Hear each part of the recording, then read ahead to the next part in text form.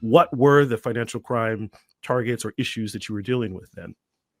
Yeah, so Israel major challenges are organized crime, money service businesses, underground banking, hawala, a lot of tax offenses, and additional related, and of course, terrorism financing.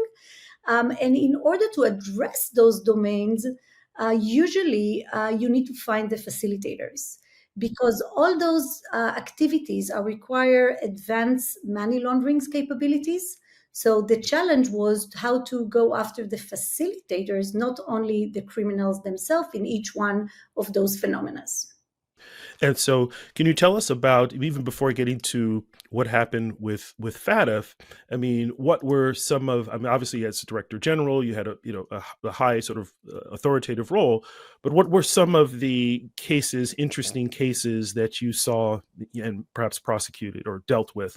Yeah, so we had like numerous of interesting cases. I think that one very first, we had many corruption cases, and in all those cases, the financial investigation was a crucial part of it. It was including a candidate to become the Israel president, who was back then was a minister, a senior minister, and it all started with a SAR, a single SAR, filed by one of the financial institutions, and then initiated financial investigation, open testimony in which he provided his version of the situation, and one of the questions related to a details which was revealed as part of the financial investigation, and that was an open questioning. It was still not under a formal investigation, and he was lying on this question. Now, in financial intelligence, sometimes it's a binary situation, either that you have the fact or not, and we had the trail, and he was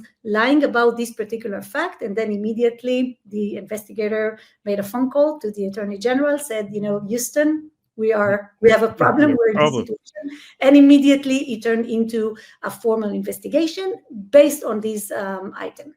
Another case that I could refer to, perhaps the diamond dealers in Israel, which we found to be actually that they were functioning in addition of being diamond dealers, also underground banking industry, and they were transferring lots of funds through their activity. We were always also able to find out how money changer provider exchangers were actually were facilitators to large organized crime facilities. Again, it all came from financial intelligence. And one of the interesting phenomena that we addressed was professional money launderers.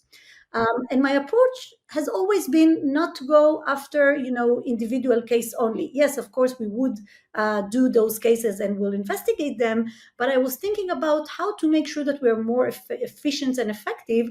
And instead of taking out one fish at a time, how, to actually look at the school of fish and to find phenomena and concentrate on them. And we did it in a couple of methods. First, through task forces. Join forces with other law enforcement authorities and choosing particular phenomena to go after. But second, and I think that perhaps it's even more interesting because it provides toolbox also to private sector, is to identify a phenomena that exists in your data, and with enhanced data-driven analytics and pattern analysis and network analysis to find the pattern and a phenomena. For example, professional money launderers. So we would try and create and craft what are the characteristics that are defining those groups, and then to look for additional cases that have the same phenomena and go after them. And that was extremely successful exercise because we were able to find those enablers, those facilitators in many different cases or initiate new cases, which we were not familiar of earlier.